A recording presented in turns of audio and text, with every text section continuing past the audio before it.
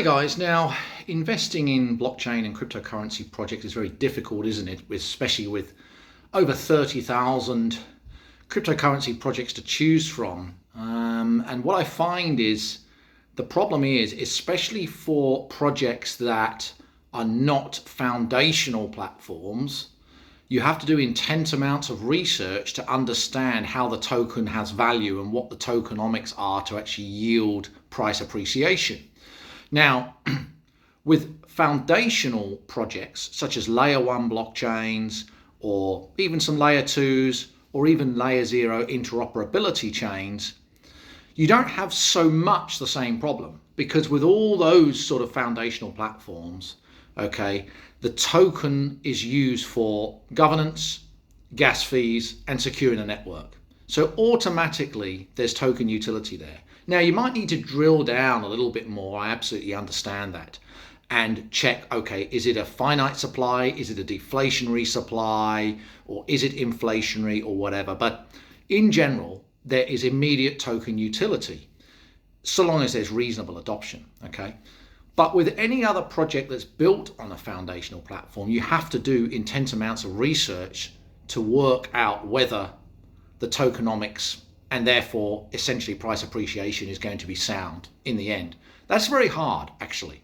So with so many projects out there, who has the time to spend days or weeks researching into all these projects? That's why for me personally, and this is just what works for me, is generally I invest in foundational platforms. Okay, I do a little bit of research, and as long as I don't hit any red flags, yeah, that might be a go for me, right? So I look for things like unique value proposition, right? So there's certain projects, for example, BitTensor might be one. BitTensor, unique value proposition, AI, foundational platform, okay, good tokenomics, finite supply, fair launch, right? Those sort of things I say, right, good, that might be a go. But if there's any red flag I hit, I stop right there. That might actually end up that I've missed something. But because of such a lack of time, as soon as I hit a red flag, I move on. So that's what I look for in these kind of projects. Also, what else? Look at some of these layer 1 platforms, even like XRP. Now, I'm not necessarily invested in XRP. I'm just picking XRP because XRP does get slammed by a lot of the community. And it was flat for many years, wasn't it? It didn't move very much. But look at its long-term price growth, right? Long-term, we're talking 10 years, guys. It's not a 2-year game generally, right? You can get lucky in 2 years, yes, but in general, it's a long-term game. And there's many layer 1 projects that long-term, okay, are slowly appreciating. They may not give you whacking price movements, but they're also less likely to go to zero. That's the key thing. You're less likely to lose. There's no guarantee of anything, right? Some of these layer 1 blockchains could go to zero tomorrow, but you're just less likely that they're going to go to zero, okay? That's why for me, generally, I basically filter out all meme coins. All meme coins are gone, okay? Because the likelihood of going to zero is a lot higher, right? Now, there's some that survive, there are, but good luck to picking, the winning meme coin out of 10,000, yeah?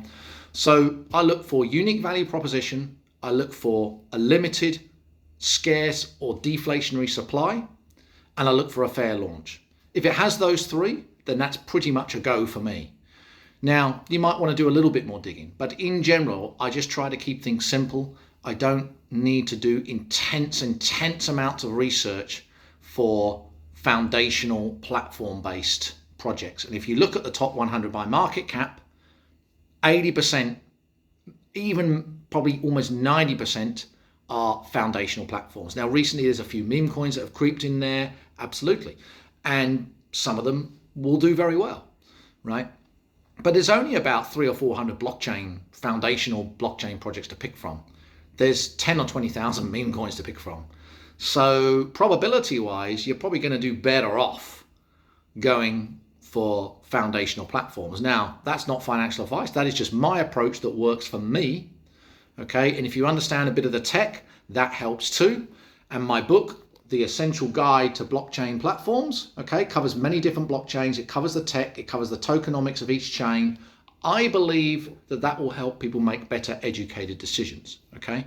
It's not financial advice, but it's better to make educated decisions than decisions on a whim just because someone told you. So that's my approach, and I hope there is some value there. And drop any comments or reach out to me on X. It's Ross P Green on X if you've got any questions. Thanks, guys.